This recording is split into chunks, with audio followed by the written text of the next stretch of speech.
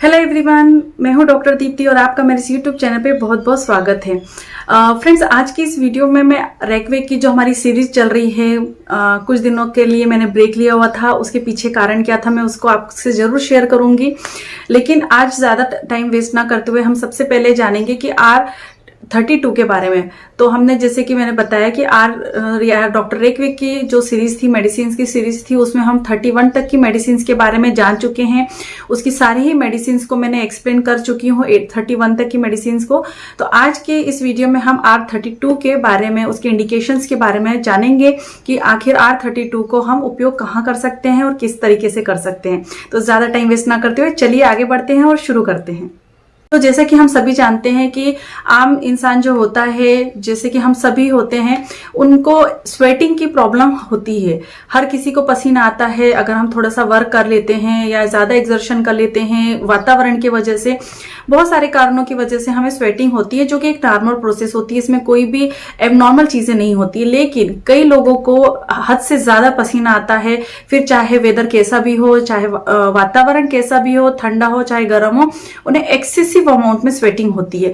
तो इस कंडीशन को हम कहते हैं हाइपरहाइड्रोसिस। तो हाइपरहाइड्रोसिस की जो कंडीशन होती है वो ये नहीं देखती कि वेदर कौन सा है, वो ये नहीं देखती कि आप रेस्टिंग पोजीशन में हैं या एक्सर्शन कर रहे हैं, और उसके पीछे की वजह काफी ज्यादा हो सकती हैं, कुछ कारण हो सकते हैं। तो R32 जो मेडिसिन है वो इस कंप्लेंट में काफी अच्छे तरीके से इसके एक्शंस होते हैं। बहुत सारे लोग होते हैं, किसी को कम पसीना आता है, किसी को ज्यादा आता है।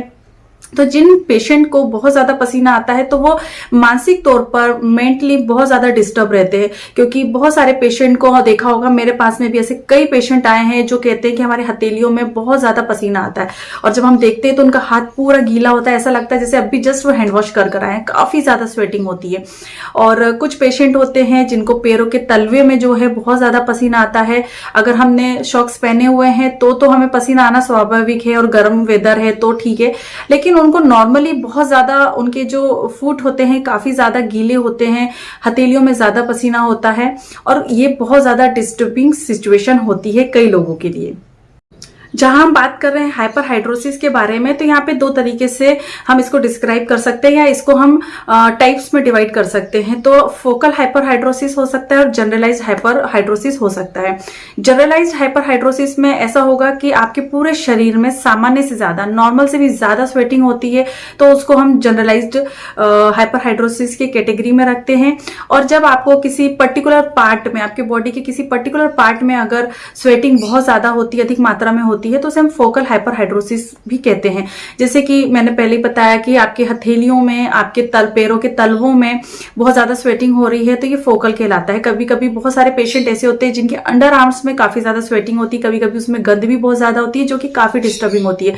तो अंडर आर्म में हो रही है तो भी उसे हम फोकल हाइपरहाइड्रोसिस कहते हैं। बहुत सारे लोगों के बैक साइड में, पीठ में बहुत ज्यादा स्वेटिंग होती है। तो इस तरीके से जनरलाइज हाइपरहाइड्रोसिस होता है और फोकल हाइपरहाइड्रोसिस होता है।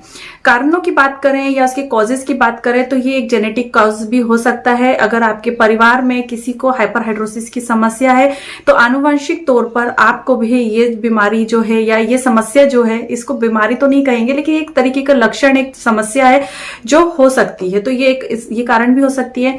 बहुत सारे कारणों में एक नर्वस सिस्टम से जुड़ा हुआ कारण भी आ जाता है। अगर आप नर्वस तौर पर या मानसिक तौर पे बहुत ज्यादा डिस्टर्ब रहते हैं, काफी ज्यादा टेंशन लेते हैं, चिंता करते हैं, छोटी छोटी बातों से बेचैन हो जाते हैं, तो ऐसी कंडीशन में भी हाइपरहाइड्रोसिस की समस्या जो है हो सकती है। तीसरा कारण ये हो सकता है कि अगर आप बहुत ज्यादा कैफीन का सेवन करते हैं, जैसे कि कॉफी आप बहुत ज्यादा कंटिन्यूअसली, बहुत ज्यादा मात्रा में लेते हैं, तो वो भी बहुत ज्यादा स्वेटिंग का कारण बन सकता है। जब क्योंकि स्वेटिंग जो है वो हमारे स्वेट ग्लैंड से निकलती है, स्टिमुलेशन की वजह से निकलती है, तो नॉर्मल कंडीशन में निकलना स्वाभाविक है। लेकिन कभी कभी कुछ ऐसे कारण है, जैसे कि कैफीन का बहुत ज्यादा मात्रा करते हैं, तो आपकी जो स्वेट ग्लैंड है वो स्टिमुलेट होती है, जिसकी वजह से काफी ज्यादा स्वेटिंग हो सकती है। कई बार ऐसा होता है कि अगर आप बहुत ज्यादा तेल मसाला खाते हैं या बहुत ज्यादा तीखी चीजों का सेवन करते हैं, तीखा खाना आपको बहुत ज्यादा पसंद है, तो ऐसी कंडीशन में हाइपरहाइड्रोसिस होता है। बहुत ज्यादा एलोपैथी मेडिकेशंस की वजह से भी आपको ये समस्या हो सकती है। बहुत सारी बीमारियां बीमारियां हैं, जिनमें से कि डायबिटीज और कैंसर एक ऐसी बीमारियां हैं जिसमें कि पेशेंट को हाइपरहाइड्रोसिस की समस्या देखने को मिल सकती है। हमने हाइपरहाइड्रोसिस के बारे में जाना, उसके कारण के बारे में जाना।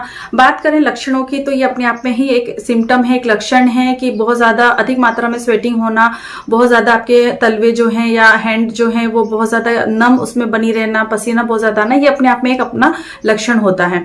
तो आज हम बात करने वाले हैं रेक्वेक की मेडिसिन 32 नंबर के बारे में। तो ये जो होम्योपैथी मेडिसिन ये हाइपरहाइड्रोसिस के केसेस में काफी ज्यादा अच्छी और बहुत ही ज्यादा यूजफुल होम्योपैथिक रेमेडी है। ये बच्चों में, बड़ों में यूज हो सकती है। महिलाओं में स्पेशली जो क्लाइमेट्रिक एज होती है, जब मेनोपॉजल कंडीशन में होती हैं फीमेल्स, जहां पे फ्लशिंग बहुत ज्यादा होती है, तो वहां पर उन्हें स्वेटिंग की समस्या बहुत ज्यादा होती है, तो वहां पर भी ये होम्योपैथी मेडिसिन काफी कारगर होती है। R32 के कंटेंट की बात करें तो इसमें एसिड नाइट्रिकम है, बेलोडोना इसमें मिली हुई है, जेबुरांडी है, काली कार्बोनिकम है, साल्विया ऑफिसिनेलिस है, सेम्बुकस नाइग्रिया है, सेंगुनेरिया एंड सीपिया। इस तरीके की होम्योपैथी मेडिसिन के को मिलाकर, अच्छी मात्राओं में मिलाकर इसके कॉम्बिनेशन को तैयार किया गया है। तो अगर पर्टिकुलरली एक एक मेडिसिन के बारे में बात करें तो जो एसिड नाइट्रिकम है ये आपके बहुत ज्यादा स्वेटिंग, जो डिसएग्रीबल स्वेटिंग होती है उसमें बहुत ज्यादा स्वेटिंग में ये काम आती है। बेलोडोना की बात करें तो हॉट फ्लशेस जब होते हैं जिसमें भाप निकल रही है और बहुत ज्यादा स्वेटिंग हो रही है, तो वहां पर हम बेलोडोना का इस्तेमाल करते हैं। जैबुरैंडी जो है जनरलाइज्ड हाइपरहाइड्रोसिस में काफी ज्यादा यूजफुल होती है। या जैसे बहुत सारे कारण होते हैं, बहुत सारी बीमारियां होती है, किसी भी कारण की वजह से अगर आपको बहुत ज्यादा स्वेटिंग हो रही है तो वहां पर जैबुरैंडी मेडिसिन जो है काफी ज्यादा यूजफुल होती है। इसमें मेडिसिन जो है काली कार्बोनिकम मिली हुई है, जो कि आपके शोल्डर के जो ब्लेड्स होते हैं, जो बैक एरिया होता है उसमें काफी ज्यादा स्वेटिंग होती है। स्पेशली नॉक्टर्नल स्वेटिंग में ये काफी ज्यादा उपयोगी होती है। नाइट स्वेटिंग जिसे हम कहते हैं, रात में जब बहुत ज्यादा एक्सर्शनल स्वेटिंग होती है, जब आपको काफी ज्यादा कमजोरी लगती है, तो काली कार्बोनिकम जो है इंडिकेटेड होम्योपैथी मेडिसिन होती है। साल्विया ऑफिसिनेलिस की बात करें तो ये भी नाइट स्वेट में काफी ज्यादा उपयोगी होती है। सेम्बुकस की बात करें तो जब कभी आपको कोई डिजीज हो जाती है, जब कभी बीमारी होती है, जैसे नॉर्मल फीवर जो होता है, एक्यूट कंडीशन होती है, एक्यूट डिजीजेस होती है, उस दौरान अगर आपको काफी ज्यादा स्वेटिंग होती है तो वहां पर भी आप इसको उपयोग कर सकते हैं। और सीपिया जो कि फीमेल्स में जब बहुत ज्यादा स्वेटिंग होती है, जैसे मैंने पहले भी बताया, क्लाइमेट्रिक फ्लशिंग स्वेटिंग जो होती है, जैसे कि अराउंड 50 फीमेल्स में कई बार ऐसा होता है कि उनमें मेंसेस जो है धीरे धीरे करके बंद हो जाते हैं, तो उस दौरान हॉट फ्लशेस काफी ज्यादा होते हैं पेशेंट में। तो ऐसी कंडीशन में सीपिया काफी ज्यादा इंडिकेटेड होम्योपैथी मेडिसिन है। तो ये थी आज की वीडियो हाइपरहाइड्रोसिस के बारे में, एक्सेसिव स्वेटिंग के बारे में और R32 के बारे में, उसके यूजेस के बारे में, उसके कंटेंट के बारे में। अब बात करते हैं कि इस मेडिसिन को आपको लेना कैसे है। तो सिंपली जैसे कि हर मेडिसिन को या जो 32 मेडिसिन है, क्योंकि ये ड्रॉप में आती है, एक फाइल में आती है, तो इसको लेने की विधि सिंपल से इतनी है कि थोड़ा सा पानी आपको लेना है, 1/4 कप ऑफ वाटर आपको लेना है, उसमें आपको 10 से 15 बूंद इस मेडिसिन की डालनी है और इसको दिन में 3 से 4 बार लेना है। जब आप अगर बहुत ज्यादा एक्यूट डिजीज है उस दौरान अगर ऐसा हो रहा है तब भी आप अदर मेडिसिन के साथ में ये ले सकते हैं।